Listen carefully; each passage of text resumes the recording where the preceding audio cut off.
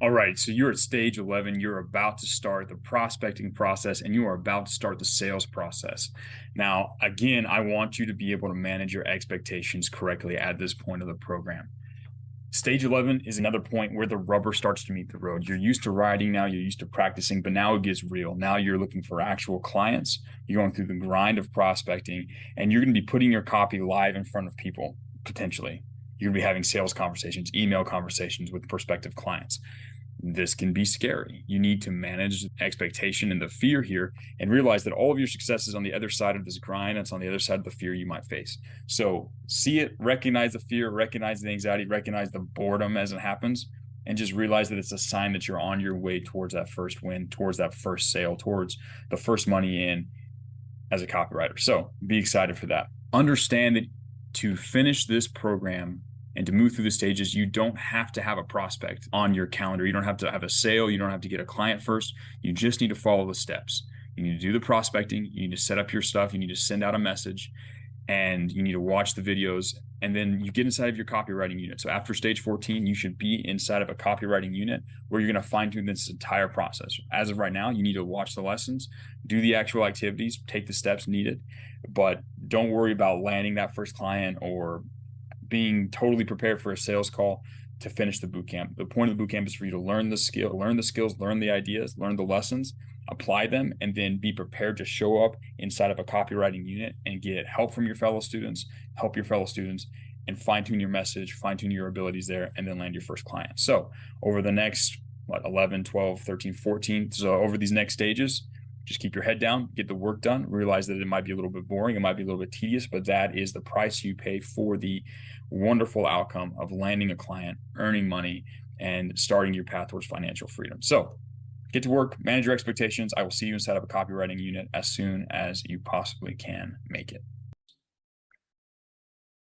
All right, so we've talked about the different niches you're going to be reaching out to. You've identified some sub niches, some sort of business categories you're going to think about looking for.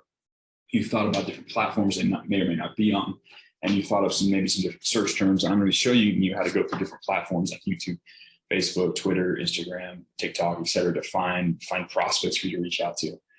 Actually find these companies that you've looked at, but one, you need to understand kind of how you're going to collect that data, where you're going to store that data before you reach out to them. So you will be given access to this spreadsheet. It will be a read-only document, so you won't be able to edit the document that I've shared with you.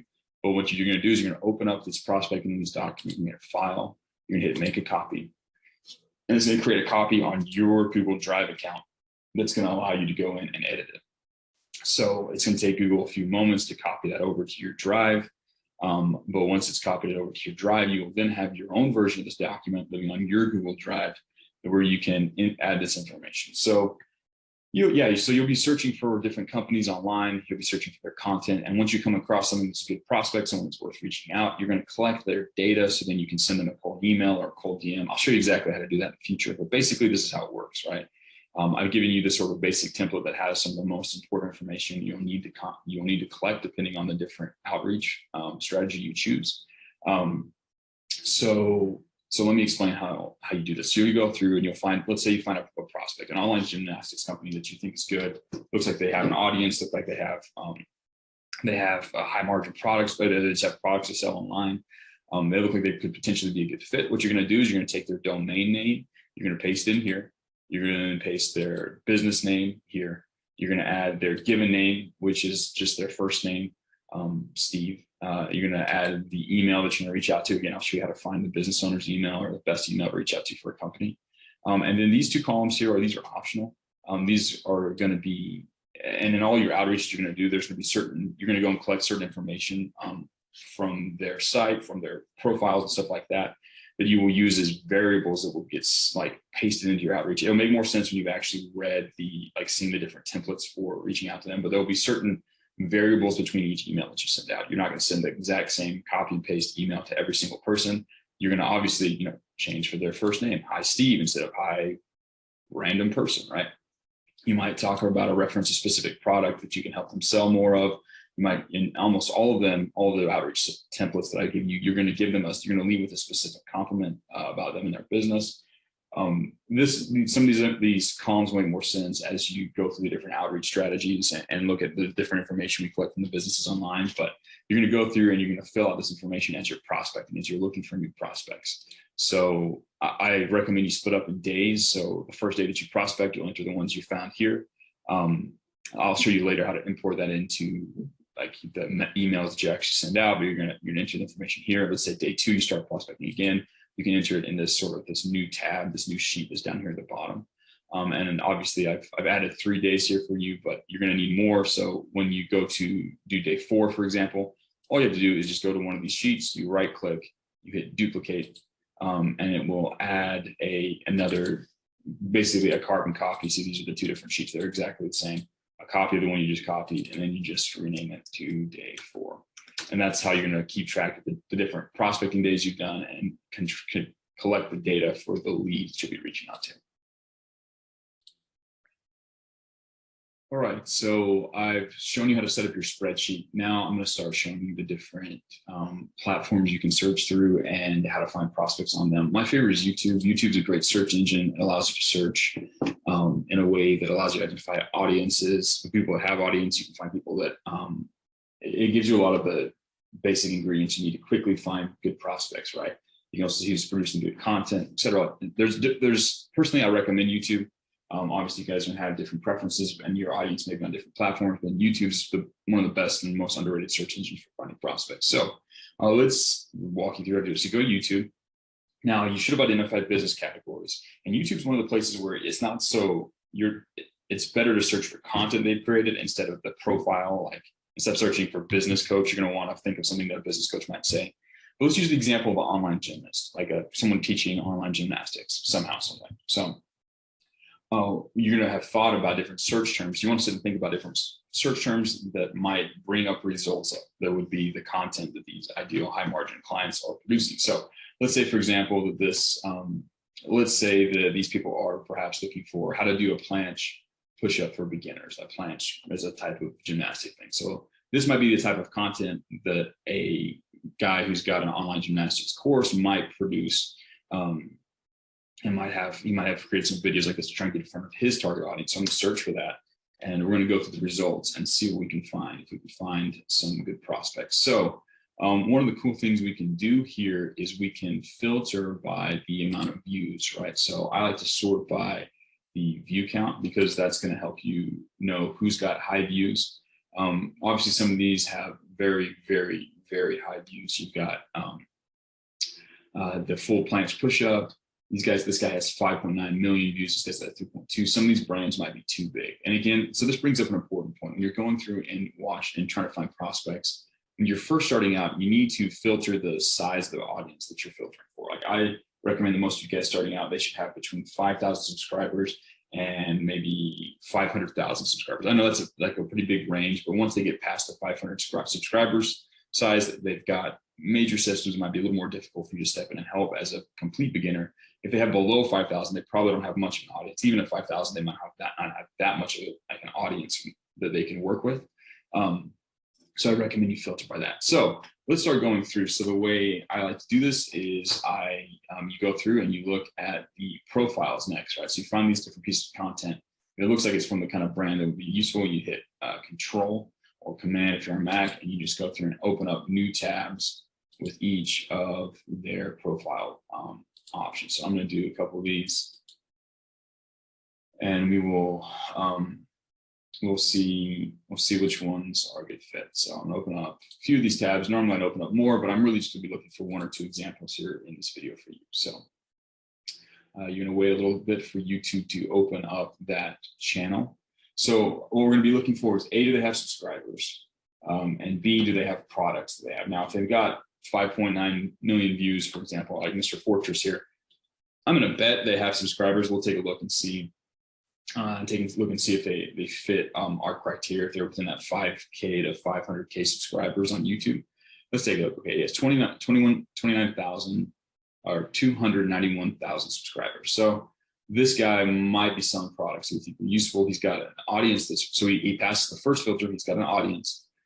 Let's take a look and see. Let's look at his website. So you go to the About page here, and you're going to find his channel content, right? So typically he will have some information, here in the links, he'll have a link to his website. Right now, the question we need to answer for ourselves is, does this guy have, he has an audience that's basically the right size, but does he sell digital products? Now, he might not sell like perfect,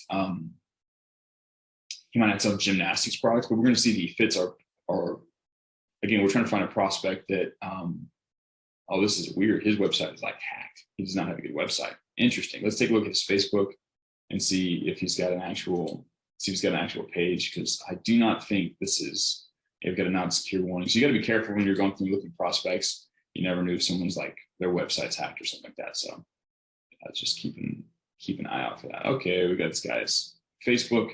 Let's see if this website is a different one. Let's take a look. So Fortress Workout. Let's see if he's got, if this is a different page.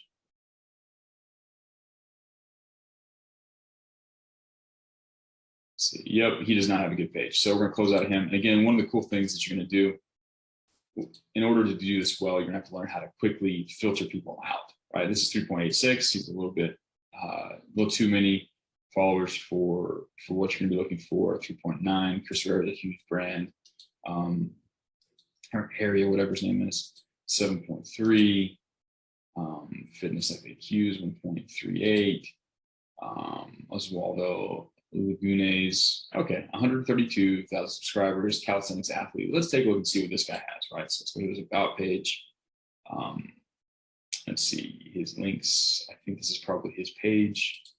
Olivio.com is his personal trainer. It looks like from this banner, he's got a page, got tutorials, workouts, programs. We'll see what he's got. That's his Instagram. I don't really want to go to his Instagram. Interesting. We'll see. There's probably a link here. So you kind of have to sometimes you have to follow the thread, right? You'll get bounced around to Instagram or stuff like that. Let's see if he's got a link. See the link in his bio. It's literally not there. Thankfully, he has it written out. We can just copy it. So it's Olivio.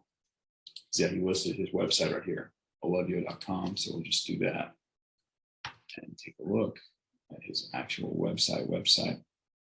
Got a small Instagram, but he's got a bigger audience on YouTube. And you'll find that some guys, yeah, there's nothing. Olivio.com. He's got a copyright on it, nothing else. Okay, cool. So all those were a bust. No worries, we've got a lot more. So we looked at him. Here's our last one. Let's take a look. We got Granos Athletics. Let's Control Plus on him. This guy, and this guy. Let's see if we can find a good one. Granosthetics. Take a look. Typically, these will load faster if you're not running Zoom at the same time recording, but it is what it is. So, Granosthetics. And this is a fun thing for you guys to get to experience too. Prospecting is a skill. It takes time to kind of learn how to go through and filter it. Okay, so he's got links to different books, accessories. He might just be an affiliate marketer. He's got 20,000 subscribers. He's right in that sweet zone for you guys. Let's take a look and see if he's got an actual website. Let's see if he sells his own products. Even if he's selling affiliates, we can maybe help him. So he's got online coaching. Let's take a look at that page for him. Let's see what Mr. Granosthetics, this is guy. He's not speaking English, so that might be a difficult thing for someone like me. We'll take a look and see if he's got English speaking stuff. If not, I'm not going to talk to him. So that would be a filter for me. They have to be English speaking. Oh yeah, so he's going for some different things, right? Although this guy would probably be a good fit if he spoke this language. I do not speak this language. I'm not willing to learn this language. I'm going to move on. Prospecting is almost more about, dude, this dude looks like a geek climber. Average guy's learning rock climbing and calisthenics. I bet this guy sells a course. Let's take a look. A lot of prospecting is about learning who not to reach out to. So if they don't have an audience, they don't have products, or in this case, they've got, in this case, in that other guy's case, the Grano Athletics or whatever, or they don't speak English. Also, another filter is if they're doing any kind of shady stuff, like something that you think might be illegal or a scam, quick pass. The sooner you can identify those things, most of the time it's going to be they don't have an audience, so they don't have a product. As soon as you identify it, cut, close those tabs out and go to the next. You want to use your time effectively by looking for and spending as much time as you can looking for and finding these high value prospects, right? These people who have an audience, they have a digital product, or they have a product that they can sell at a margin. So Mr. Geek Climber here, if he has a line of rock climbing shoes, for example, that he's launched, that would still be an acceptable product. So we know he has the audience. It's gonna take forever to load. He's got 218,000 subscribers, and we'll take a look and see what he's got. Here. Okay, so he's just got straight up. Okay, look, so he's got a product. Okay, so here we go. We got this guy. We know that he's launched this new protein bar. Let's take a look. So he's got a email list. Let's just go ahead and enter. I have a swipe file here, right? Enter swipe, my email swipe file. I use that to my subscribe stuff. So I hit subscribe.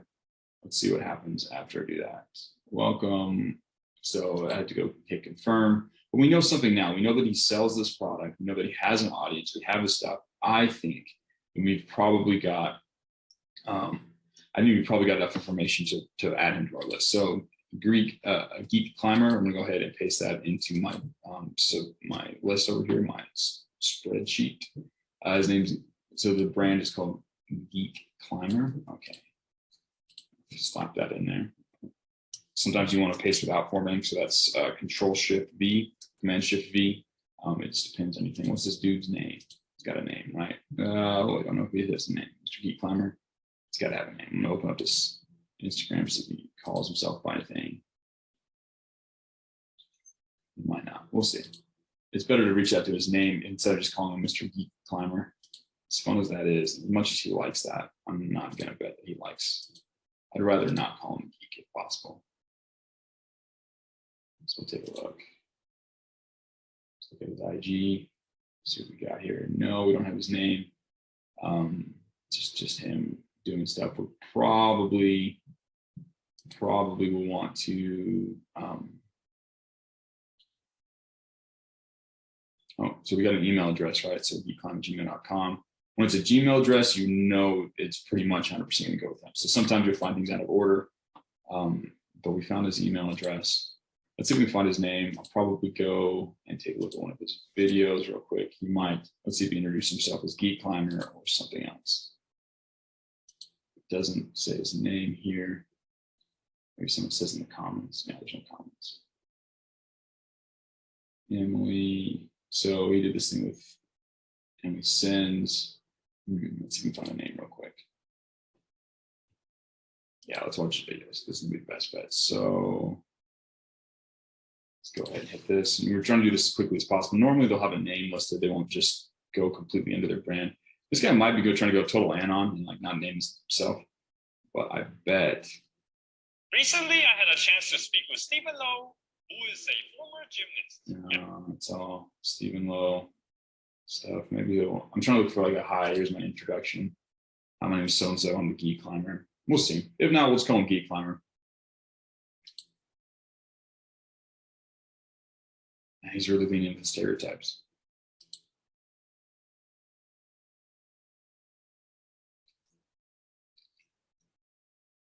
I'm just scrolling to see if we can find something. Yeah, nothing.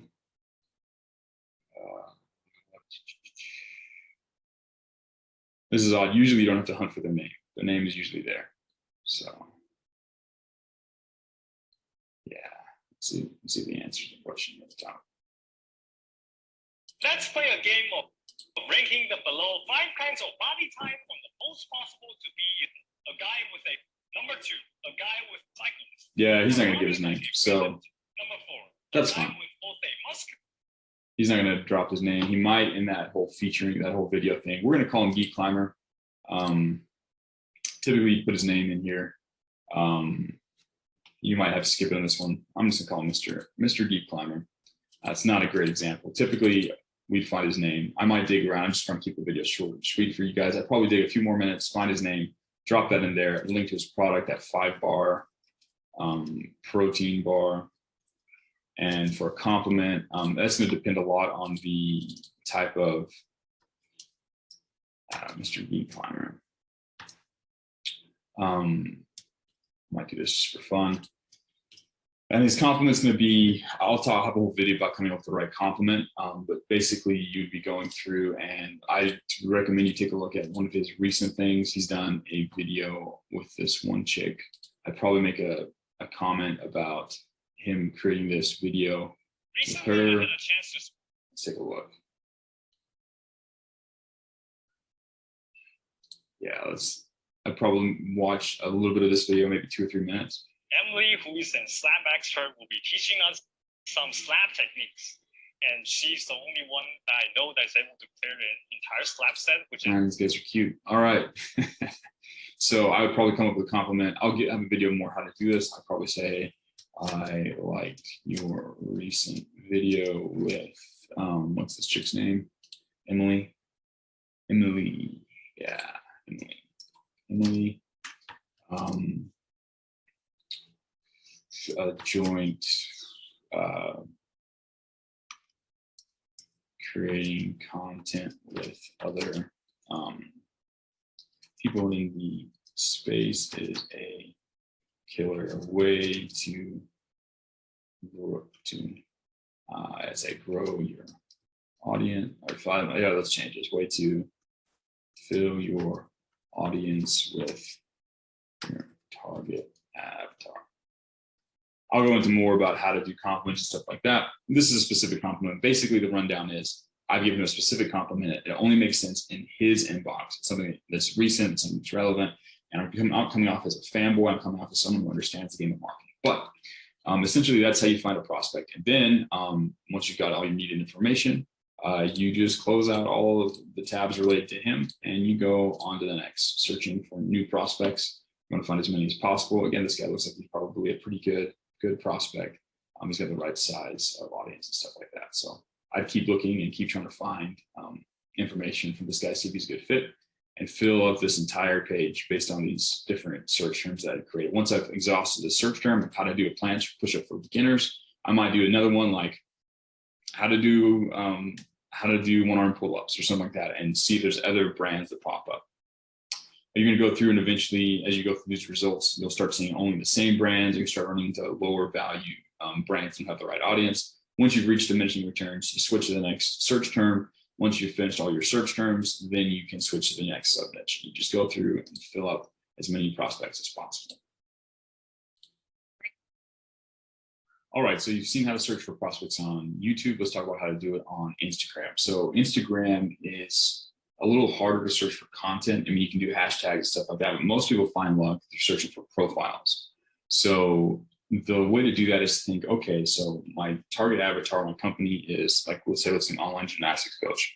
What would they probably say they are in their profile? Like if they were in their profile description, which is something you can search through up here, what, or at least the search considers, what might they say? So let's say we're going to do, let's say we do online gymnastics, or let's say we do gymnastics coach. Let's say that is our ideal. So we're going to see when we go through search, they give us some options here. Let's go with this first one, Mr. Swing, whatever. Let's take a look. Okay, so the face, we've got 13.9K followers. That's a good sign. They've got videos. Let's take a look at their Swing Big Gym, Swing Big Door. Let's take a look and see what, name is Zary Goldman. Let's take a look and see if they have a product. It says shop. I'm hopeful. So they've got enough followers. They've got more than 5K followers. Let's see if they have a product that they sell. So let's see what we got. What do we have here? Complete compulsory training guide, Swing 99. It's a digital product, looks like. It's a program for coaches. So this is a program that they sell to other gymnastics coaches. That fits, right? Like there's going to be quite a few gymnastics coaches out there. Looks like this is a good thing. So we've got the information we need. Okay, they've got a nice little lead magnet. We've got the information we need to add them to our list. So this is called Swing Big. That's the name of the company. So it's just we'll go ahead and add that in here. Swing Big. Give a name. What was it? Carrie or Zary Goldman. Let's copy your name. It's really important that you copy names when possible. You don't want to mess up on the actual name. Nothing like misspelling someone's name. So let's get there. Oh, I'll get her. She's all sorts of famous. So you go ahead and copy the domain. You don't need to copy all this extra stuff, just the domain. This is useful later when you come back around to get the information. Now let's see if we can find her email address. So probably doesn't have one listed here. No, she doesn't have one listed here. So let's take a look. I'm going to be showing you the different tools you can you can use to find their email address. Let's go ahead and just hit contact just for the fun of it. Sometimes I'll have their email address listed out. I doubt it. Let's take a look. Oh, look at that. She does. She's got her email address listed out. So if they don't have their email address on their page, there's still a lot of ways to find it. There's plugins like hunter.io, apollo.io. I'll link to all of them. You can go check their Facebook page. They'll often have it there. If they've got a YouTube page, they'll often have the email address in there. But I'll have a video about specifically kind of where to find their email addresses. So we've got an email. Let's go ahead and get the product name, and we can get that added in. Compulsory training guide. Again, oh, it's an image. Yeah, okay, but here we go. We got it in text here. We got it in text. Oh man, hit the checkout button. A little trigger happy there. All right. Copy, paste that into the product. And then we can do the compliment. I like to use their social media posts. Let's take a look at this last one. 203 likes, that's not terrible engagement. You kind of want to look at engagement when you're gauging whether or not to reach out to somebody. Also, she does online one-to-one coaching. So she's probably in some video here. We would go through and try and find a better compliment. It's a little more difficult when you're doing Instagram stuff. Okay. Yeah, just general coaching. He probably has audio of her talking, just helping him, probably. No, it's just video of the kids doing stuff. Okay. Different progression points. Yeah, so you kind of want to go around and see if you can find a good recent thing that happened. What was this, 9 weeks ago? Probably not worth it. You might want to go over here, take a look at her page. Oh, that's her product page on Gumroad. You probably want to come take a look over here at the blog. Maybe she has something recent. If not, you just come up with a compliment. Again, I'll show you guys how to do compliments later. But this is just basically how you would go through and find prospects. So once you've found one prospect on Instagram, one of the cool things that Instagram lets you do is they let you see suggested accounts that are related. So these are accounts that are related to Mrs. Zeri here. So we've got a couple here. I'm just gonna hit Control+ on their stuff and open up some tabs with some of these, and we'll take a look and see if they match. If they match our sort of niche or our thing here. We've got Call Me Coach, Amanda Borden. We've got all sorts of options. So match gymnastics drills. Let's take a look. Okay, 2,000 followers, a little low. Let's close them out. Oh, here we go. Amanda Borden, gold medalist, team captain, broadcaster. This chick's also probably a good fit. So we go into her page, see if we can find her information. She's got enough followers. She has a product. She's probably worth reaching out to. But that's how you go through Instagram. And then once you run out of, like, once the suggested bar like stops yielding good results, you either come up with a new search term for profiles or you move on to your next sub niche here within Instagram. So let's say search on Instagram for clients.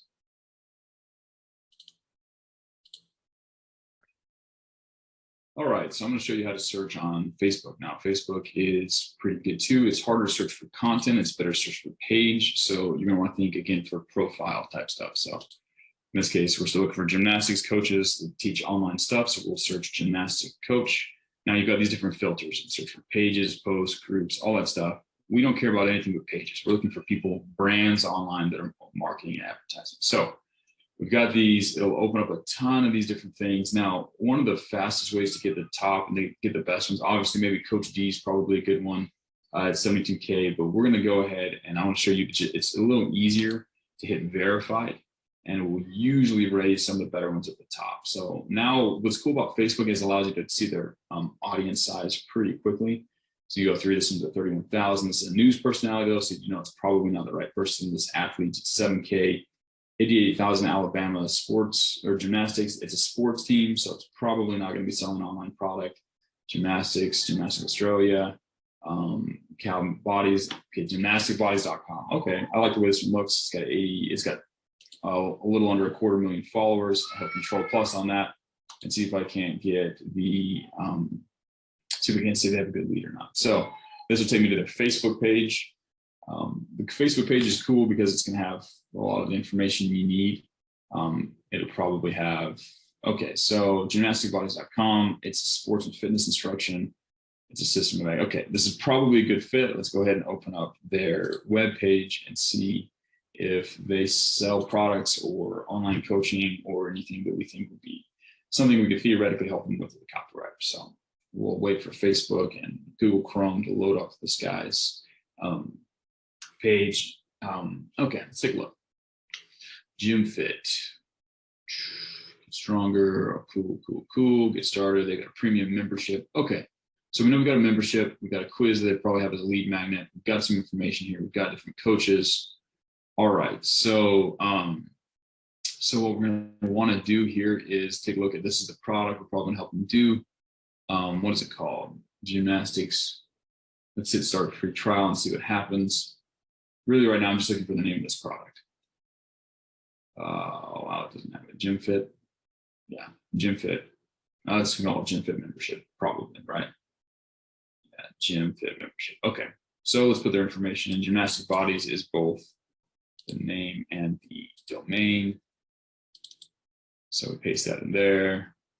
I'm gonna go ahead and make that the name the way it was on Facebook. Now we're thinking about who to reach out to. Now this is a good time to take a look at this. It'll help you realize kind of who's the right person to reach out to. So let's go back to their homepage. If we remember back on Facebook, they had a support, just a support address here for the address listed. That's probably not the best one to reach out to. Obviously, you're gonna want to find the best one available. We've got different coaches here. Oh, these are testimonials, so they're not the coaches, they're testimonial. We get podcasts, blogs. Okay. So let's take a look and see. So I'm going to see if I can use hunter.io, which is an extension here. Support, webmaster. Okay, so we still have the support one. That's not the best one. We'll use it if we have to. But let's take a look. We noticed they're using a different domain here for this email address. Let's take a look at that domain and see if there's any email addresses or more information. Just redirects. So when that's the case, I like to go to hunter.io, the actual website. And you can, when it's like automatically redirecting you, you can't really use the actual web plugin. You can go to hunter.io and you can put the actual, you can put the domain name and see if there's any other email addresses that we can find here. Maybe we'll have a coach at personal name or something like that. No, it did not come with anybody. I don't think it came with anybody. Let's try that again. I just want to double check. It probably won't.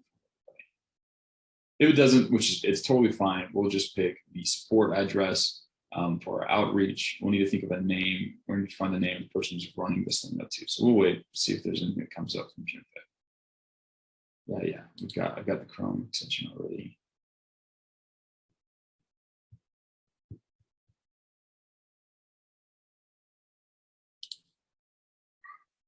Nothing. So they couldn't do anything.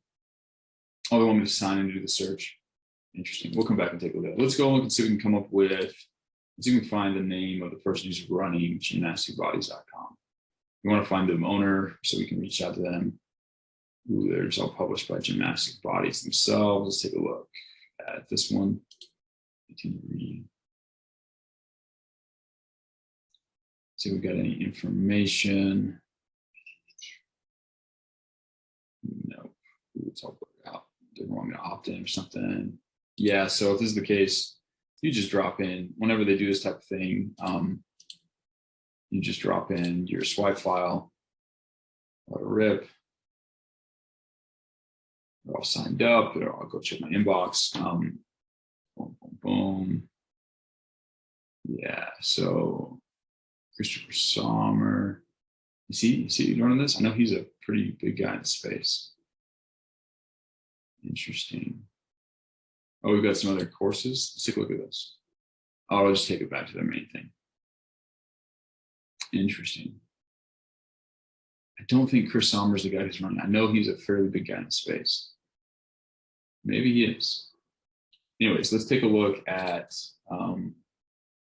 let's go ahead over here to, let's take a look at my swipe file. Let's see. So this is one of the cool things. If you sign up for their stuff, if you're trying to find their email address, you can sign up for their newsletter or your lead magnet, and usually you'll get an email sent to you from them. Now, the address might not always be the business owner, but there generally will be the business owners will be generally checking the replies on those emails. So let's see if we can pull it up. Oh, there's old Geek Climber, Mr. Geek Climber guy from earlier. And yeah, I've signed up to like a million different things here through this account. Don't really check them, but I haven't gotten a confirmation email from this guy. So let's go back and let's play around over here. Let me stop sharing for a second while I sign in. So Hunter. Now, normally I would have this all set up. I'm not doing cold prospecting like this, so I don't have everything all logged in on all the accounts. So you'll have to bear with me as I connect everything. But this is a little more interesting where we have a brand that's not directly connected to a person. It gets a little more difficult to try and find the name and stuff like that, but you should be able to find. Let me just log in here.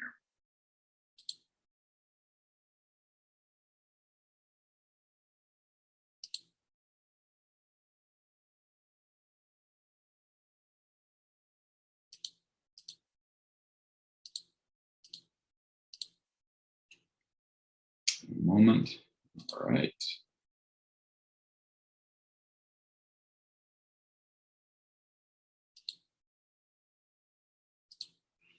All right, so I'm back. Let me share my screen. Okay, let's see if we can find this GymFit TV email address. I've signed in. Let's paste that back in there. Let's take a look at it. Probably, nope, we can't find it. All right, so that was fun. We did all that for nothing. But we know that we have a support address. And again, you want to use the best address you have access to. This is the best address that we have access to. So we're going to use that one. So we already found them. We know they're a good fit. We need to find the name of this person still and the product. We already know that's the Gym Fit membership. Now we'd come up with a compliment. Let's just see if we can find this guy's name. Let's see if we can find who runs this. So we don't know who it is. Let's see. So when you're not exactly sure, Gym Fit owner, and you just Google search for the company and the owner. Sometimes something will come up. Here we go. We got the guy's name, Joshua J. Roberts. He is. All right, we got this Sports Center. So we got a problem with GymFit gymnastics. Oh, we got a lot of people. So let's take a look. Let's see if this is the same guy. He might not be. GymFit might be something completely different. See if that's the same GymFit. No, that's a completely different GymFit. Wrong guy. Let's go with gymnasticbodies.com. That might be a better search term. So gymnasticbodies.com. Because usually there might be like a news article, a podcast appearance, something like that. We're really just looking for the name. GymFit by Gymnastic Bodies. That's his profile on Instagram. Take a look at it. It's a testimonial from that guy. Man, this is a little tricky, man. They're trying to make it hard for people to just reach out to them, apparently, which is cool. Makes it worth it more when we make it in there for them. So.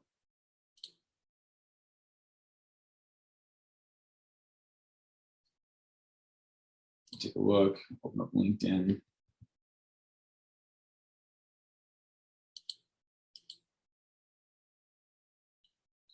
So we've got 7 employees on LinkedIn. Yeah, that's the right stuff. Up to nested buildings, science, fitness. Is it Coach Summer? Dude, it's Coach Summer, man.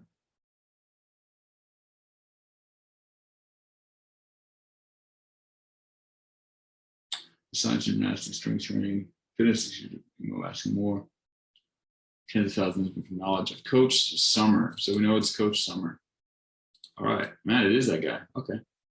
This dude's been in the industry for a while. So we'll go ahead and slap that in there. I'm gonna go ahead and use Coach Summer as like a term. I generally don't use titles like Mr. or Coach. But in this case, I can't remember if that's his first name or last name. So we'll just go ahead and make Coach Summer. And then for compliment, I go back through some of the recent videos on YouTube and see if there's something I can give him a compliment about. But for the sake of this video, we've drug this out long enough. I'm not going to dive back into this. So once you've found that, it looks like these are all the available searches for gymnastics coach. You might come up with another way to do it. I might drop the verified and then comb through these ones to try and find the right, profiles that might be the right fit. Let me just refresh.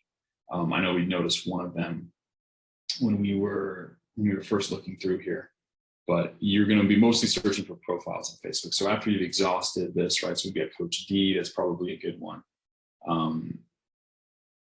We've got the gymnastics coach. It's like a 6.3. It's pretty low. We've got a bunch of different things we go through here. Coach Sterling Gymnastics, 251, not enough. Pass on to the next one.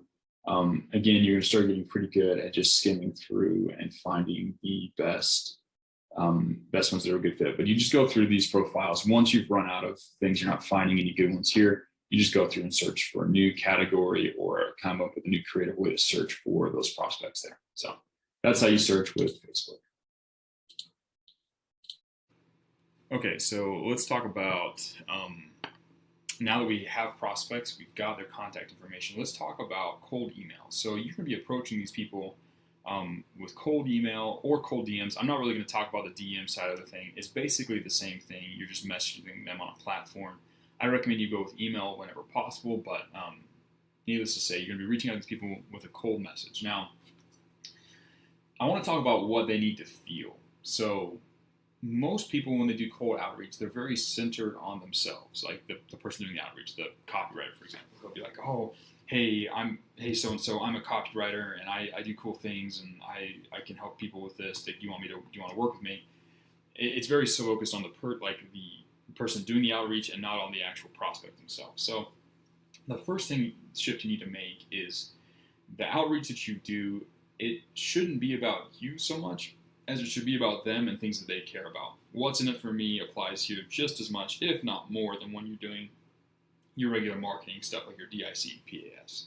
On that same note, while we're talking about DIC and PAS, you're still going to use some of those similar elements. You're still going to disrupt.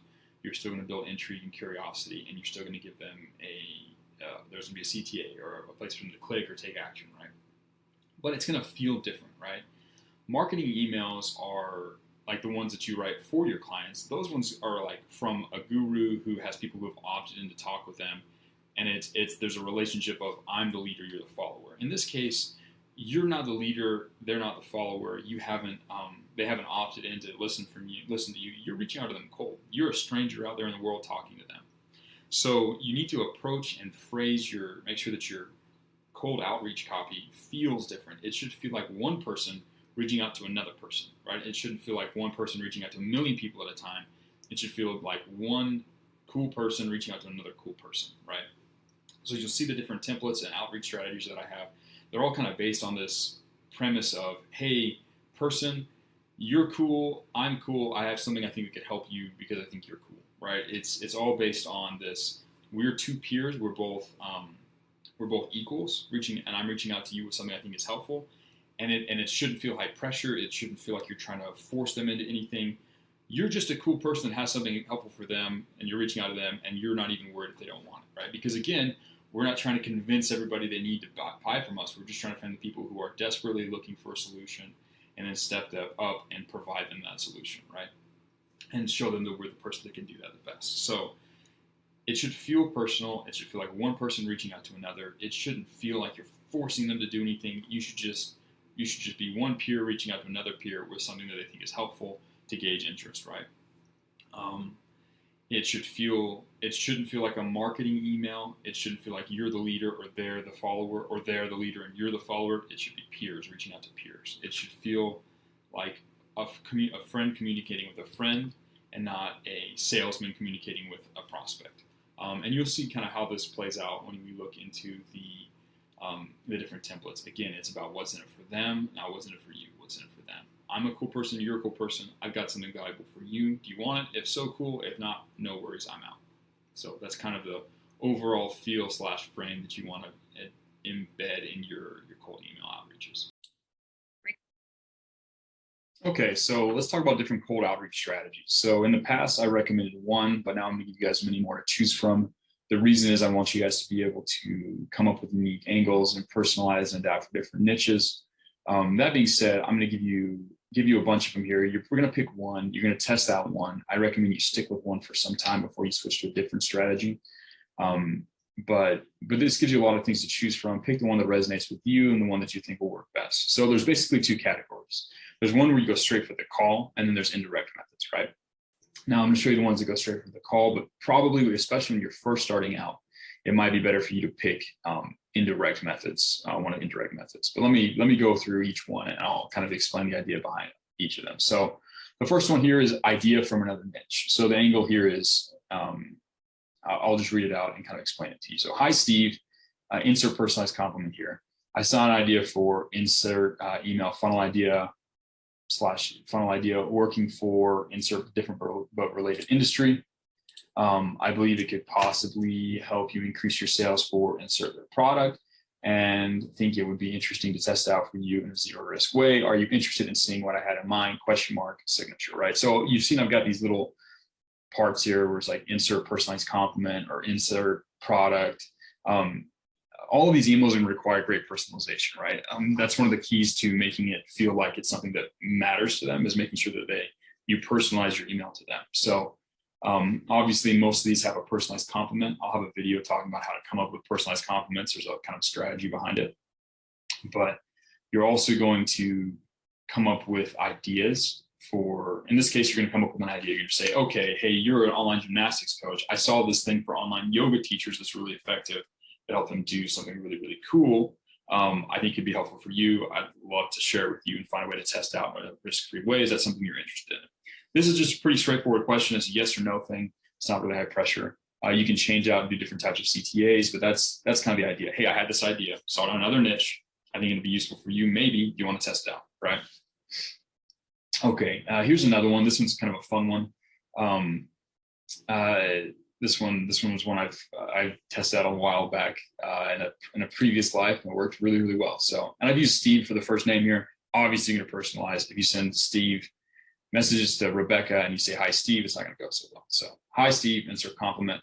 I found a new, again, it's kind of a twist on the last one. I came up with an idea that is producing massive results in every industry I've seen it tested in. However, no one in, let's play the online gymnast. No one in the online gymnast niche is doing it. I'm looking for an online gymnast brand to partner with to run this new insert that funnel idea here. Whoever I pick, this will most likely experience significant growth in customers over the next 30, 60 days. I'm currently considering competitor number 1, competitor number 2, competitor number 3, but wanted to consider you as well. Do you have the capacity to take on a significant number of customers over the next 30 days? Signature, so-and-so, PS, I'll be making my final decision on my partner brand in online gymnastics trainers on Friday the 4th at, or whatever, which is assuming it's a day from here or there. You can do different CTAs. Again, you don't have to say, hey, do you have capacity to take these on? You can go straight for the call and say, hey, would you like to do a call to talk about what I had in mind? There's different CTAs you can do, but this is kind of the angle of, hey, and this one's kind of based on playing different people against each other, right? Playing different people in the niche against each other.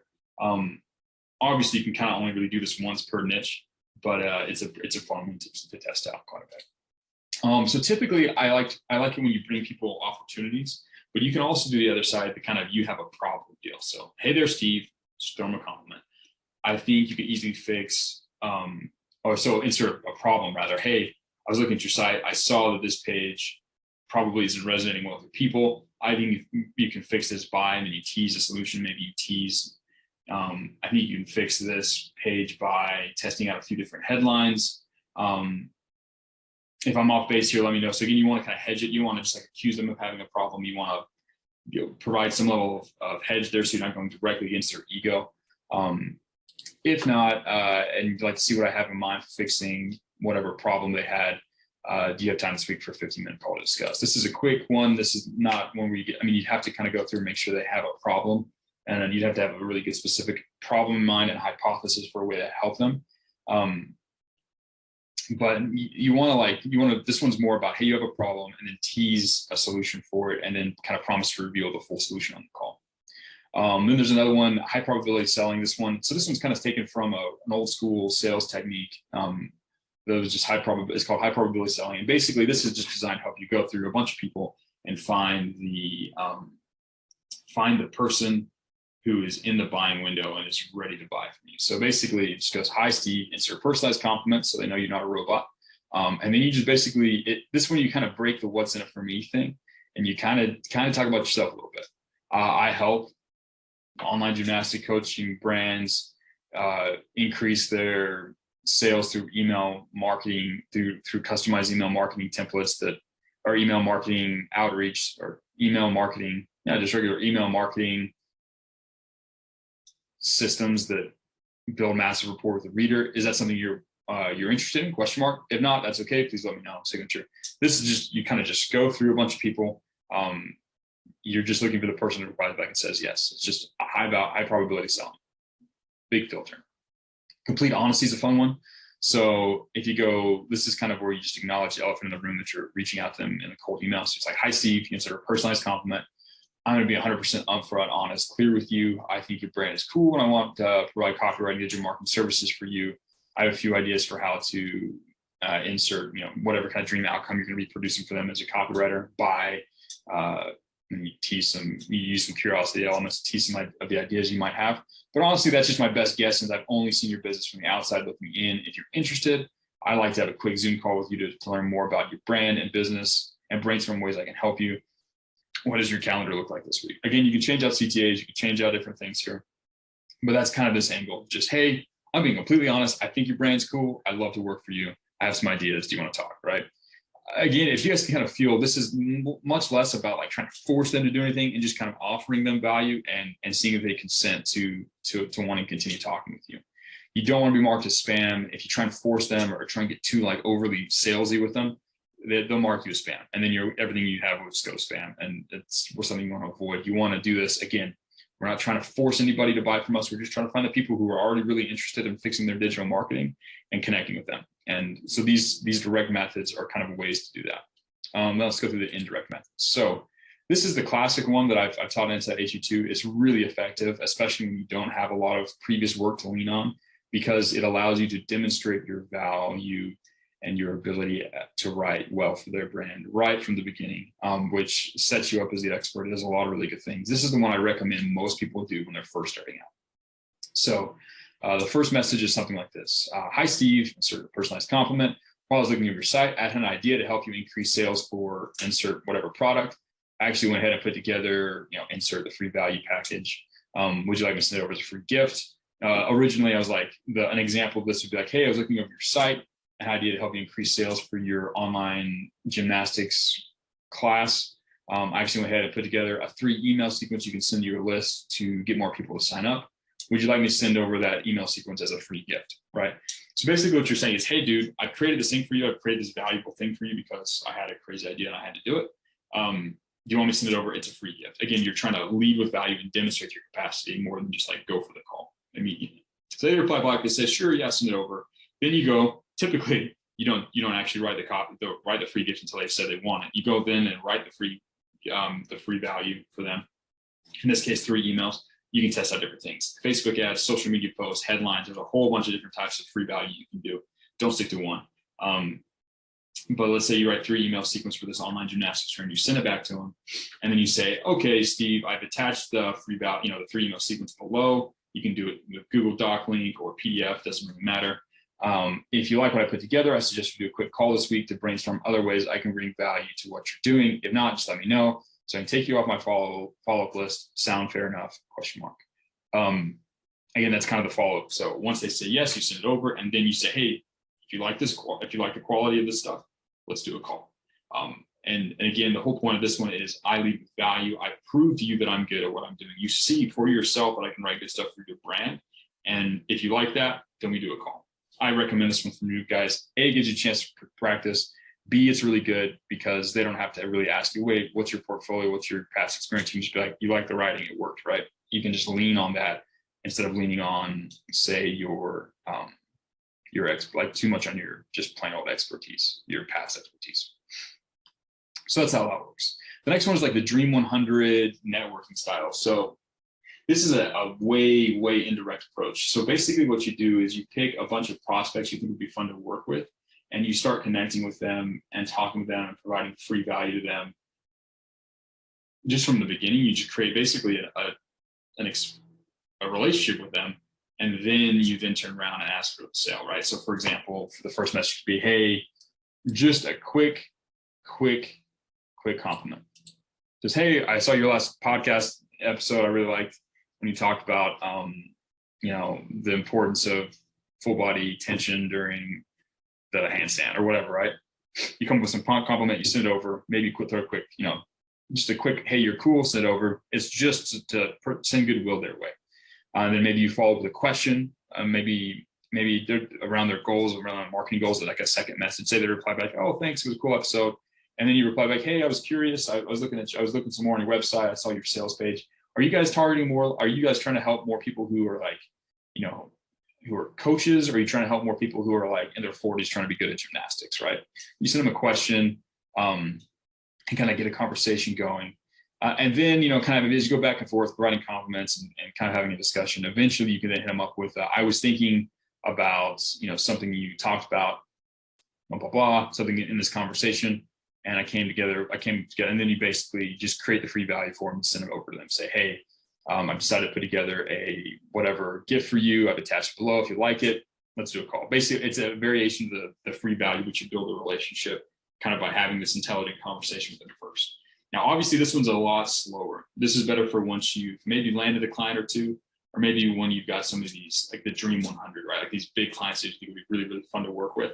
Obviously not like Nike or like, the giant companies, because it's going to be pretty difficult to connect with those people and not necessarily worth your time at this stage. But you can pick some brands that you think are cool and you can interact with them this way. And you test out a bunch, you find the ones you connect with, and then you can kind of build a relationship and move into more of a advisor, consultant / I write your copy for you kind of role. So those are some of the main methods you can use, right? These are the basic outreach strategies. Again, you're going to customize them, you're going to personalize them, you're going to change them. But I've given you a bunch of sort of options to choose from. Find the one that resonates most with you and test it out. I think that's going to be kind of what you're looking to do.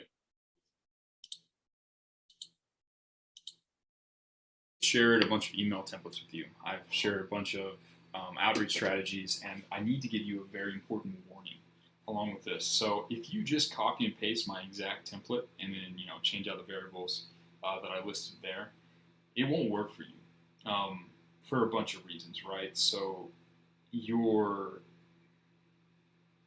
emails have to stand out. They have to be unique. Now, if everybody in HU2, and this happens, right? A lot of people pick a lot of the same prospects to reach out to because they think low value. They think like kind of like the low-hanging fruit. So the first step, I guess, what I'm going to try and tell you is find ways to stand out and be unique. Find ways to find your own niches, and then customize the messages and the methods that you're using to reach out to them. And let me tell you a story from my childhood to illustrate why. So when I was a kid, maybe like 4, I went to my great Uncle Henry's house for a Easter egg hunt. And my Uncle Henry had a special, there was something special about his Easter egg hunts because every year he would take one egg and he put $100 in it, right? Which back in the 90s was a lot more money than it is today. And that made Easter egg hunt even more exciting, obviously, than just trying to find candy, right? So I was young for this group of cousins, right? Like I was 5 and everyone else was like 8, 9, 10, right? I was 4 or 5, can't remember. So we went out there, and he has a ranch. He has a pretty big place. He had a big, huge yard. I remember it felt huge. So 3, 2, 1, go. We take off, and the cousins take off, and they're kind of one big group running from spot to spot. And I'm 4 or 5, like trying to chase and catch up. And I got really frustrated because I'd follow behind them, and when I'd get to the spot they'd run to pick up some eggs, I'd get there and all the eggs were gone. And then I'd follow them to the new place, and I couldn't beat them to the spot. But by the time I got there, all the eggs were gone. And I was getting pretty frustrated. My dad came up to me, and he pointed out the strategy. He's like, look, kid, you're chasing right after Your cousins, they get all the stuff before you get there. You've got to go find your own place. You got to go look at your own parts of the yard to go find these eggs. So I pull myself together, start running around. Pretty soon, I find all sorts of eggs, right? I'm finding all these untapped areas that my cousins haven't gone to yet, and I'm able to get a ton of eggs, right? It was really cool. I was able to get a bunch of eggs, fill my basket up. At the end, I didn't get the $100, but that was okay because I got a much more valuable lesson. And I learned that while you're hunting during Easter egg hunts, you need to go and find places that other people haven't run to and do it in a slightly different way. So, you're going to want to try and pick niches that are slightly different, but realize that there's going to be some overlap. You're going to pick similar niches to other people in HU too. A lot of you guys are coming and be like, oh, I love fitness. I'm going to look out for fitness people, or oh, I love pickup artists, red pill stuff. You're going to reach out to the same people, which is okay. You need to find ways to be unique. Try and find different sub niches if you can, but know that you're going to be reaching out to some people who are going to be using similar outreach patterns to this. So you need to find ways to be unique. You need to find ways to change up, the type of free value you're offering, the story you use, the different CTAs. And I'm going to show you how to test out different things, but you're going to want to try and be unique. Come up with unique subject lines, come up with unique messages, change the flow of it. The same psychological elements need to be there, right? Like you still need to personalize the compliment. You still need to tease different things. Like the psychological elements and those different outreach strategies need to be there. But exactly how you do it and the way you say it and the words you use, you need to change those to be unique, to be you, to match your voice, so that you're not chasing around people that have done it before you and just captured all the leads. Respond to that particular messaging, right? Be unique, step aside, personalize your stuff. I'll show you how to test it out, but make sure that you're personalizing your outreach. All right, so let's talk about subject lines. So you're going to be testing out a bunch of different subject lines, but there's an important distinction here. You can't write subject lines the same way you do for marketing emails, right? So you can't really write, high curiosity style bullets like the 3 things you must do if you want to start earning money today with your new product, right? Like you can't really do that because that breaks the feeling of I'm a peer, you're a peer, I'm a friend, I'm a person, cool guy, you're a cool guy. We're on the same level, we're reaching out to each other. Basically, if it's not a subject line that a friend would send on an email to another friend, then it probably isn't a good one, right? So there's some examples of what this feels like. Now, these are the common ones. Everybody uses these. You might want to test this as one of your baseline things, but if you make a subject line of quick question, for example, that's a pretty standard cold email subject line, but it's the right feel. Quick question, or you can do the first name question mark. I mean, they're gonna feel a little vague compared to some of the subject lines you're coming up with on the other side. You can do things like that though, but you're gonna want to come up with subject lines of that nature. They're gonna be short, 1 to 5 words max, right? And you want to pick things that feel like a friend reaching out to a friend, or basically you want them to see it and be like, I wonder what's inside that email, right? That's kind of what you want to have happen. You don't want to bait and switch. You want it to make sense with the context of the actual email, but idea for such and such might be a good example of that. Idea for the brand name or whatever. There's a bunch of different ways you can do this, but you want it to be I wonder what's in that email. It doesn't sound like a cold blasted marketing email. I wonder what this guy has for me, right? That's kind of the feeling you want to happen there, right? You don't want it to feel like a marketing email. You want it to feel like one person reaching out to another. Something though to keep in mind. I had an important thought about this. So coming up with them, I want you to start, you'll probably do a deep work session and you come up with 20 to 30 different ones, right? And some of them will be good, some of them will be terrible, but you're going to come up with a ton of different ideas. Order them by the ones you think are the most likely and test 4 at a time. Again, test 4 the first day, 4 the second day. Once you get one that gets over 80%, the next day you can maybe send 20 and see if that 80% open rate still stays. Once you've got that dialed in, you've got a winner. And then you can move on to the next step where you really focus on the responses. You'll probably get responses. You'll probably get sales calls when you're first testing out subject lines, just because you'll be sending out a lot of messages. But this is extremely crucial. You have to get the open rate over 80%. If you don't get the open rate over 80%, all the time you spend prospecting, all the time you spend setting up these email campaigns, it's just, most people when they send cold emails, they get about 30% open rates because they don't test subject lines. And that means that 70% of their time prospecting and setting up the stuff is completely wasted, right? You need to get 80% open rates or higher. It can be done. You just have to test good subject lines. And that will make it to where all that time that you're spending prospecting and doing cold email outreach actually works. So get it over 80% by coming up with 10 to 20 to 30 different subject lines and testing the top ones until you find one that gets you over 80%.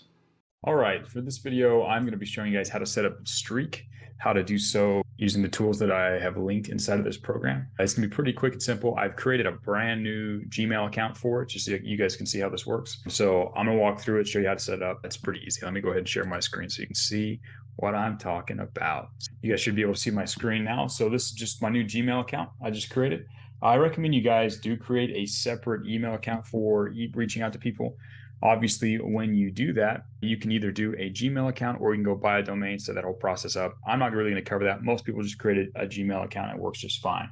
Something to note, though, is you want to sign into sort of a new Chrome window with that Gmail account, right? What some people make the mistake of is they have two different Gmail accounts and they are signed into their normal Gmail account on the Google Chrome tab. And then when they go in and try and import the data and sync it all up between the different things, it doesn't work. You want to avoid that error by making sure that you log in here. So like you go up here to the top right to this part right here, and you log into Chrome with that account. So you've logged in to that. So it should fix all of your syncing problems. So once you're in there, obviously here's your Gmail account. I'm going to show you how to set up Streak. Now, Streak is a CRM, a contact resource manager, I think is what it stands for. Basically, it's a way for you to keep track of all the people you're reaching out to. And it also allows you to do something that's called a mail merge, which means you can basically take a list of prospects with a list of variables and you can mass email them. You can send them email based on a template that is then personalized. So you can insert their name, insert the compliment, all that stuff. So I'm going to show you how to do that from start to finish here in this video. The first thing you need to do is you're going to need to install Streak CRM for Gmail. So again, you see I'm signed in here with my account. This is the account I want to use. So you just go ahead and hit add to Chrome. Takes a few seconds, you add extension, pretty soon it's cool, and yeah, you're good to go. It's now turned on. So then you can go in here you also want to install the importer. Again, both of these links are inside of this day's lesson. So you just go in, find the resources, click the link so you can get it. You go ahead and install the Streak importer. What this is going to do is going to allow you to take the data from that Google sheet that we just created with all of our prospects and import it into our CRM. So you hit install there. Again, say continue, you just log in through your thing, you hit allow on all of the window that pops up, boom, it's done. Now you can go and see it in the add-on. So now that I've done that, let's see here, let's go, there's my Streak, there's my leads. Let's go in here to, here into the actual Gmail account. So I'm hitting refresh now that I've installed the Streak CRM. Let's see if it pops up.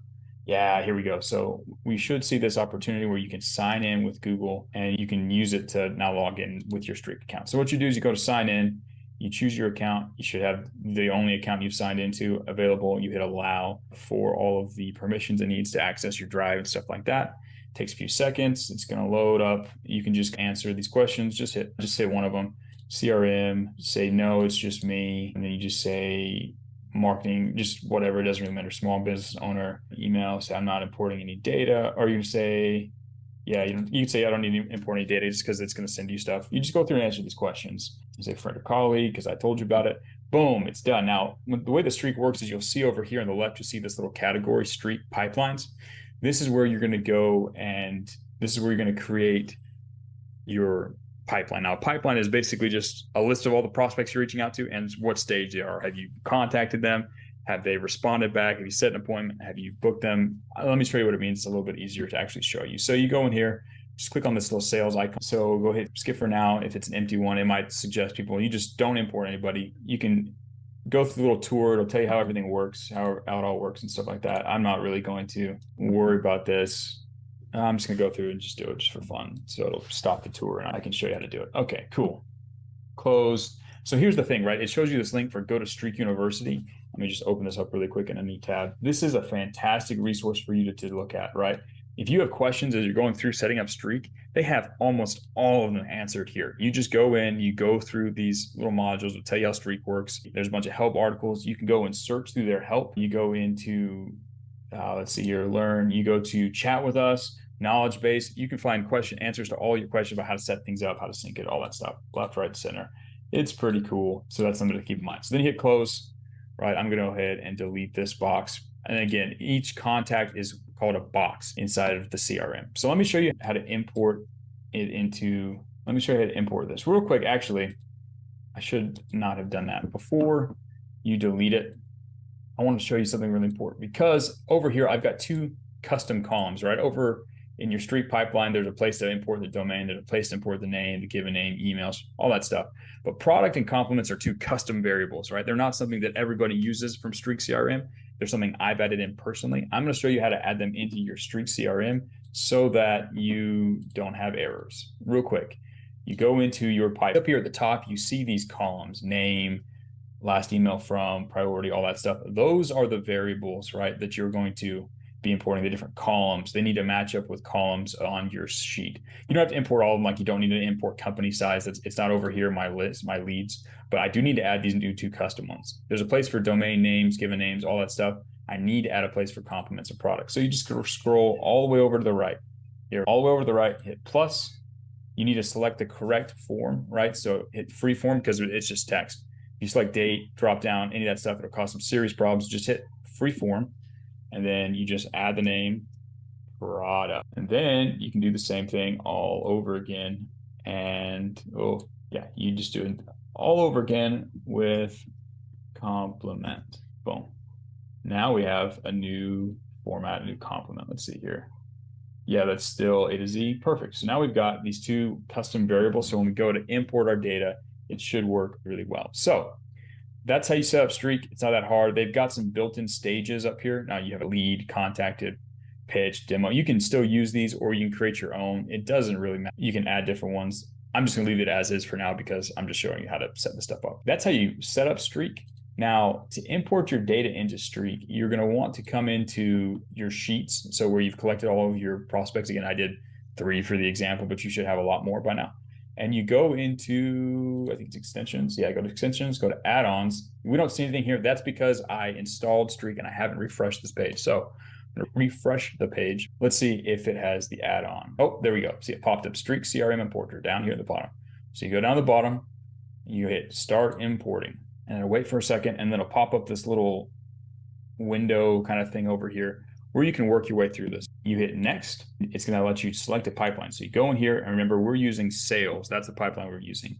If you don't see something in here and it's all grayed out, it's because you're not logged in. You haven't created a Streak account. You're not logged into the right thing. Just go back and follow the instructions step by step in this video, and you won't have that problem. So hit sales. That's the pipeline we want to import it to. Hit next. Now we start mapping over these columns over to the different names, over to the different variables back here inside of our thing. Again, we're going to be mapping the columns in the sheet over to the columns over here inside of your actual pipeline. Now, for some reason, the styling, it like removes the color here. Doesn't really matter. So you go down here, you go to name, you just set name, stage, you don't have to do anything, notes, you don't need to do anything, boom, boom. You scroll down, product and compliment, those are our custom variables. It automatically mapped them over. If it didn't, you just select those. Hit next, then you emails. Again, it already did that. We have our emails automatically mapped over, and given name, that's the person's first name, mapped over. Super cool. Hit next. Domains, it did not map that one over. Go ahead and select domain. That'll be the URL for the contact you're reaching out for. Then you hit next. You don't need to change anything here. Ignore header row. That just means don't import don't try and do anything with the actual column names up here at the top. And yeah, then you just hit next. It waits for a few seconds, checks for errors. Boom, boom, no big deal. Took a few seconds. It gives you a little summary. It said this is what we're going to do. We're creating 3 new boxes, 3 new contacts to be added into your pipeline. You say, okay, start. It takes a few moments. Thinks about it really hard, and it ports all that data from this Google Sheet over into your pipeline. So it says you're done. You hit done. Then you can come into your pipeline. It says, hey, we got a notification. It's all cool. I'm not going to allow notifications because I don't really want them. But up here at the top, it has imported these leads into my pipeline. So when I come into my sales pipeline, I've got these 3 here as leads. I can see their names, the name of the lead, the name of the person there, all their information. And then from there, I'm going to do things like select them all, do a mail merge. And again, I'll show you how to do that in future videos, but oh, cool. Look, there's updates. Life's great. But I'll show you how to go through and create these mail merges where you use your email template, you insert variables. But again, there's other videos for that. But this is how you set up Streak.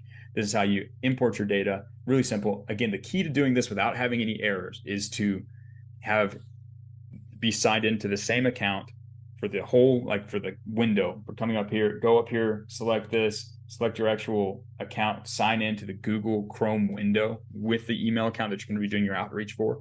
Make sure you're signed up inside of the same Google Drive. You're here in the same Google Drive account. See, I'm logged in with the same account up here. And you want to make sure that you're signed in with the same account here inside of your Gmail. And you want to be signed into everything first. That's the first thing you do. Then you go and install the stuff. So you install the right account, and then it should all connect, no problems, just like this. Again, I did this on the fly just now, no errors. Follow this video step by step. You should be able to set up Streak really quickly and easily and get started really quickly so you're ready to start doing your outreach. So take this stuff, use it, go make some money. Okay, so I'm going to show you now how to send your emails out with Streak. So once you've added in your prospects, we've got these 3 here. In order to send emails to them all, you can do something that's called a mail merge. This is a really cool feature. So what it allows you to do is allows you to send basically highly customized, templatized emails to people, right? So let's say I was going to do free value for these 3 people, and my winning subject line was question. Again, that's not the winning subject line. I'm just sharing that with you just so you can get a feel for how this works. And then we would put that as our subject line, and now we get to add the email body, right? So I'm just going to show you how personalization, or how you can insert those variables that we stored in our Streak and then import into Streak, how you can insert them in here into the message. So you can do hi, and then you would insert the variable down here. You go to variables, and then you give a name, hi, give a name. And then what that will do is for these 3 people that are part of the email, for each person, it will customize whatever name you put in there. So hi, Coach Summer, hi, Zary, hi, whatever. So when it sends the email to that person, it will put in that contact's information there, right? So let's just say we're going to do the free value method. I just pasted it in. I do hi, insert this contact name. Here's the compliment. I was on your site and had an idea for a 3 email sequence you could send. Again, this is just a really rough version of this. This is not what I would recommend you send word for word. You should definitely polish this up.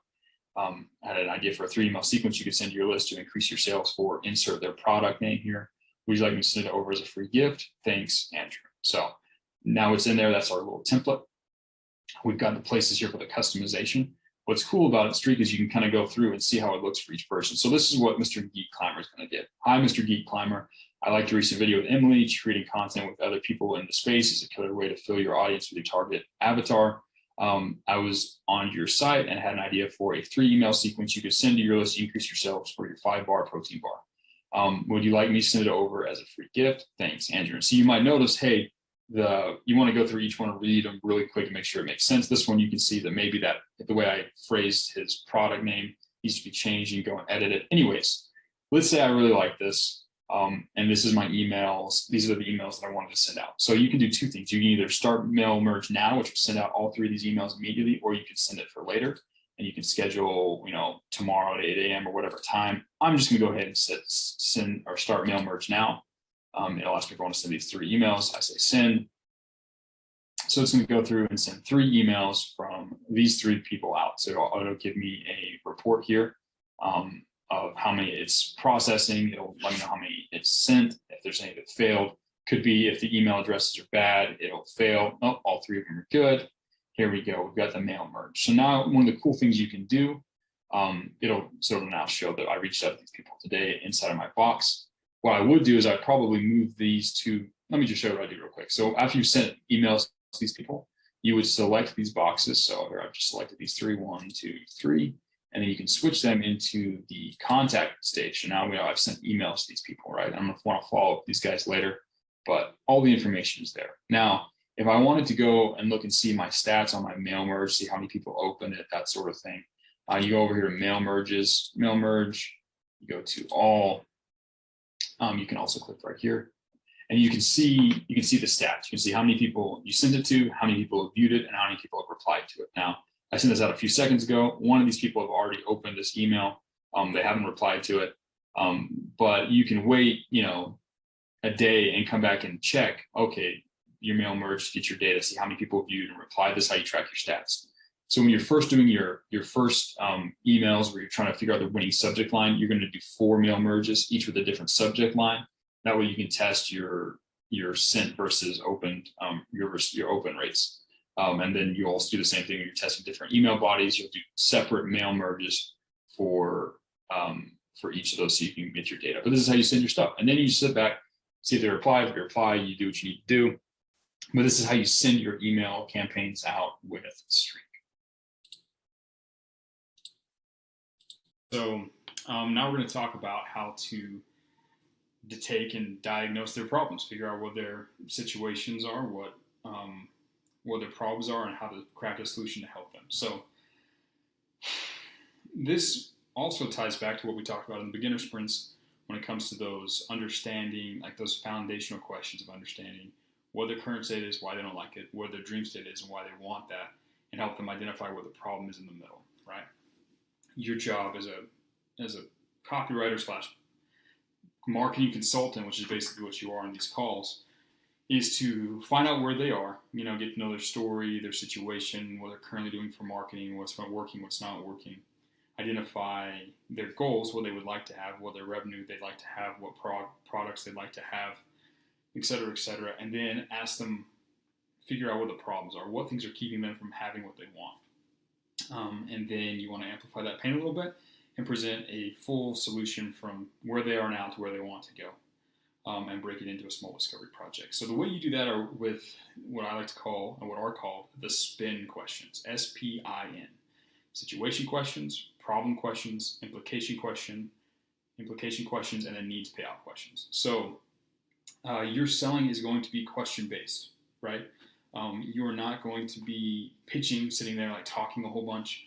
Your goal is to ask them good questions, listen to them, actively listen to them, and then once you've used those questions to guide the conversation and understand their situation and demonstrate your authority, you'll then present a solution that matches their problem, if their problem is something that you can solve, right?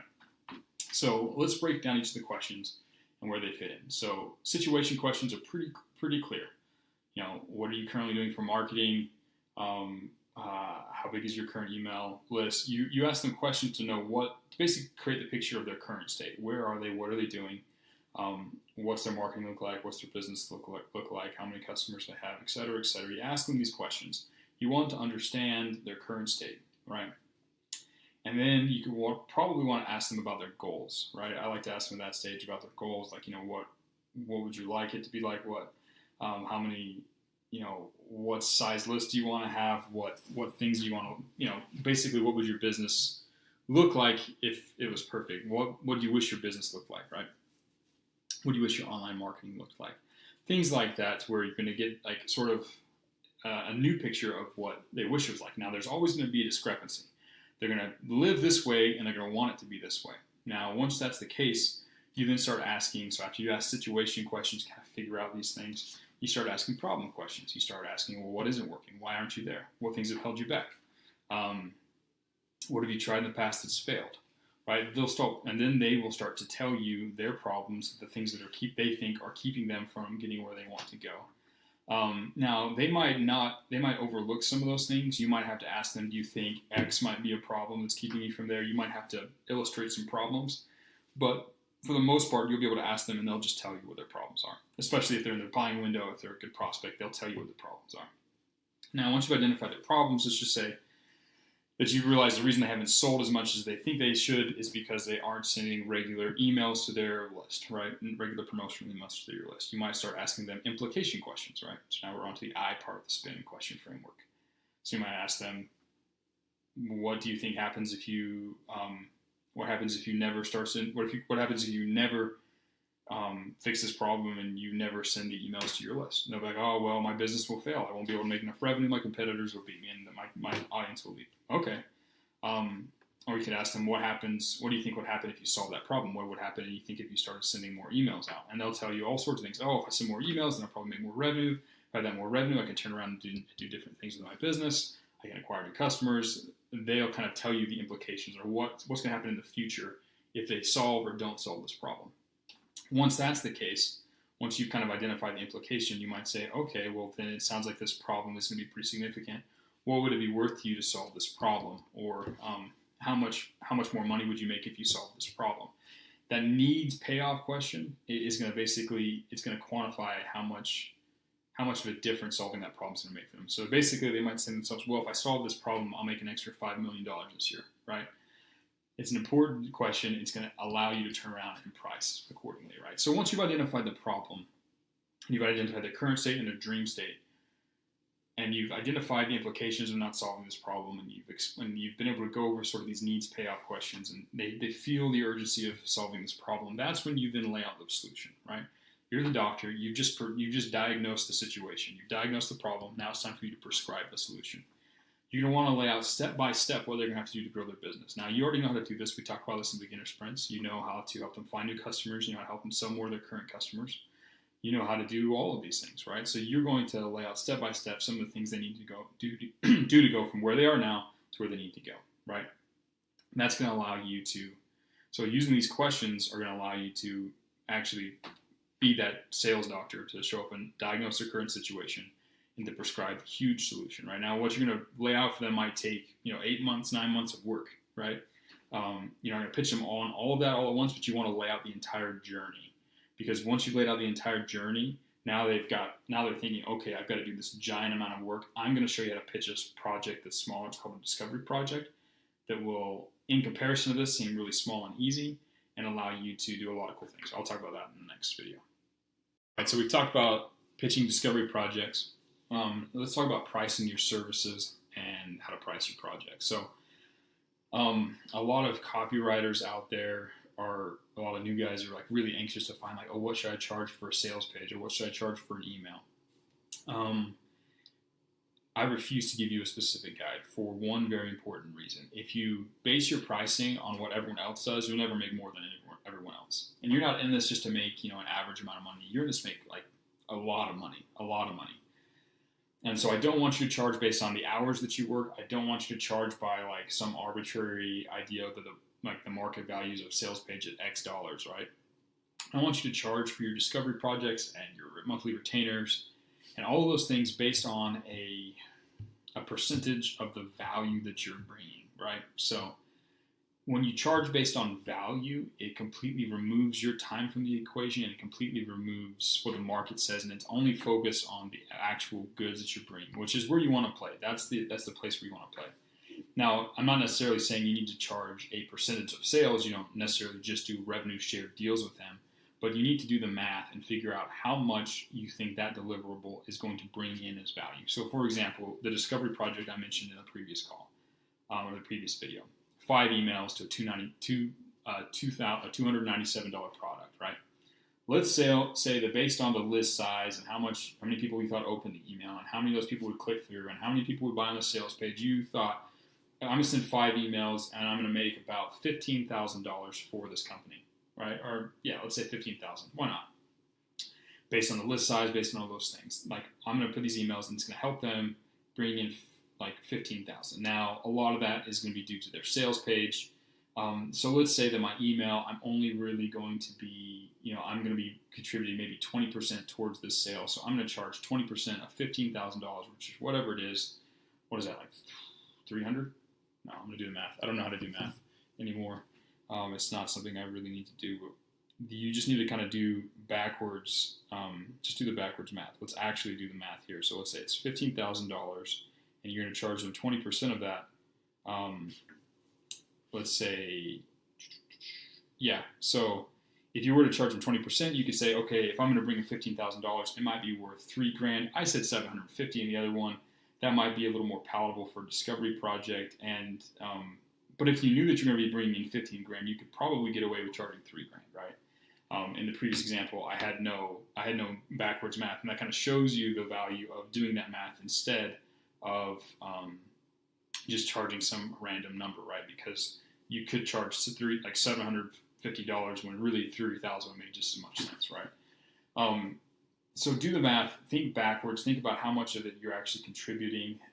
Generally for emails, like you're really contributing 10 to 15%. So it probably should be like, $1,500 or something like that would be more accurate for what you should charge for emails. If you're building sales pages, you should charge significantly more. We're talking like 30% of profit that you're going to bring in. You're going to kind of play around with that. The beauty with being your own boss, with being your own marketing consultant, by being your own copywriter, is that you get to negotiate your deals, right? You're not paid necessarily on the quality of your writing even. You're paid on the value you can bring and how good of a deal you can negotiate. So as long as you can help them believe that you're going to produce the result, and as long as you can actually produce those results, you can get away with charging a lot of money, and it's worth it. That person paid $3,000 and they got $15,000. I don't know anybody who wouldn't do that all day long, right? So it's worth it. You just have to do the math and charge based on what value you believe that you'll bring to them, right? So that's how you run pricing. Now let's talk a little bit about reducing risk and guarantees. So when you're doing work with a company and you're doing it for the first time, there's a couple ways you can receive payment. You can receive all of your payment up front, right? And that's the riskiest for them. It's the best for you, right? You get the money, then you do the work. They get the results.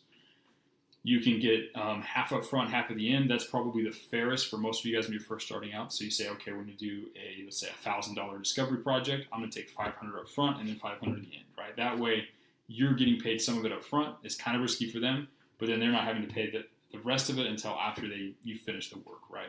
That's a pretty common way to do it. You can do the work and then get paid afterwards. That's more risky for you. You could spend a week doing work and then they decide not to pay you, which could be kind of a bummer. So you can do all at the end. You can do a complete rev share deal. So you can say, okay, I'm going to do the work. Give me access to your analytics. And if I just want 10% of the revenue I bring in, so let's say I create, I bring in $15,000. Then you send them an invoice afterwards for $1,000, right? So that's one way to reduce risk for you and to move with them. I do not recommend you do rev share deals unless you super, super, super trust the person you're working with. Typically, revenue shares, like straight revenue shares like that, they make sense once you've already worked with the client on a few like project-based deals where they pay you a flat fee for a project. And you've established that trust. It's a lot easier than to move into and it's easier for both parties to move into a revenue share deal at that stage because they're still going to be invested, you're going to be invested, and you're going to be aligned, right? So that's generally like setting up revenue share deals. That's where you're going to make your serious money on the back end with these clients. But in the meantime, I recommend you do project-based pricing. You do half up front, half at the end. That's generally the best way to do it. You can also add in guarantees, right? Like if you don't like it, I'll refund you the money. If I don't hit a certain target by this, I'll refund you the money. You can add things like that in to reduce risk for them if you need to after you pitch that discovery project. If they're kind of like, I'm not so sure about this or that, then you can think about adding in guarantees to reduce the risk. But they should believe in you. They should, like, if you believe strongly in yourself and you presented a logical and believable solution to their pressing problems, they generally don't need any kind of crazy guarantees, but you can just structure the payment half up front, half at the end to make everybody happy. So that's how I recommend you structure your deals. That's how you price. As far as actually collecting the money goes, I would recommend you avoid PayPal if possible. PayPal holds your money for a long time. They can pay you money and then immediately take it back with PayPal, so I recommend you avoid that. Stripe is generally your best way to go. Create a Stripe account. You can send them an invoice. It's really easy. You can do bank transfers. There's a few other things out there that allows you to send invoices pretty well. Crypto works really well too, especially if you want to be able to transfer funds quickly. If you have international situations where it becomes difficult to do that, crypto is also a really good way to do that. Venmo works good. I mean, there's a lot of ways. Zelle. There's a lot of ways to send money back and forth. It really just depends on what's most convenient for you and for your clients. But that's how you price. That's how you set up risk. That's how you set up to where your incentives are aligned and they pay you money. Sales is a pretty significant and important skill. This is something that's going to help you write better. It's going to be something you're going to use no matter what you do for the rest of your life. So if you haven't done any sales in the past, it might take you some time to develop these skills. So there's a few resources I have for you. I'll list them below. They'll be really helpful. But here's how you get good at sales. 1, practice, right? You're going to get better at sales. The more comfortable you are, the more comfortable you get with just being on a sales call with somebody, with asking for money, with promising value and asking for payment. That's a scary thing for a lot of people. You can calm yourself down beforehand, but it's going to take you a few times to get used to it, right? So practice is going to be really important. One of the ways that you can practice before you have a sales call is I recommend you sit down and you go back and watch the spin questions, you watch the discovery part questions, and you write out, with your hand on a piece of paper, you write out different questions you can ask at the beginning to build rapport, to ask, and then questions about, finding about their current situation, what their dream state is. You practice writing some of these questions out. You make some guesses. You create sort of a conversation tree of what the conversation could look like. You write down how you might word the presentation of a discovery, like a discovery project. And then you can practice it. You can sit there with a mirror and practice. You can find a friend and practice with them. Like actually playing it out, role playing out the situation is going to be really helpful for you to develop a little more comfort in it, right? Another thing you can do is, if possible, record your sales calls. So, I mean, if you're in Zoom, you can record it as long as they're cool with it, and then watch it back afterwards and analyze, what went good, what went wrong. I've done this a lot, and it's helped me develop a lot of skills, refine a lot of things. It's super cringeworthy. Like, I hate watching myself sell over the phone or over Zoom. Because you watch after, you're like, oh, I messed up this or I messed up that. Don't sweat it. Just learn the lessons and move forward with them, right? But in order to practice your sales, right, watch the videos, take notes, create, write down a list of questions that you can ask, sort of create your own script. You don't have to sit there, don't on the sales call, sit there and read your questions. Just kind of get a feel for them, practice them out, write them out, so you have a feel for how the conversation should go, what the different stages of the call should be. And then when it comes time to actually have your calls, if you can record them, you should do some research beforehand to make sure that you understand them, the business, what little you can online, so you have something of a foundation moving forward. Practice with a friend, go kind of role play through the sales calls, and then, record the calls, review them afterwards, and then kind of go through the process over and over again to refine your abilities, right? It might take you 2 or 3 sales calls before you feel confident enough to build that trust, transfer that belief, and to close and land your first client. But it's a skill that once you learn, and especially if you approach it with sort of this doctor frame, it becomes pretty easy, it becomes second nature, and it gets a lot easier for you to start charging thousands and thousands of dollars to your clients. $10K a month is right around the corner as you develop your sales skills and fill up your pipeline with prospects.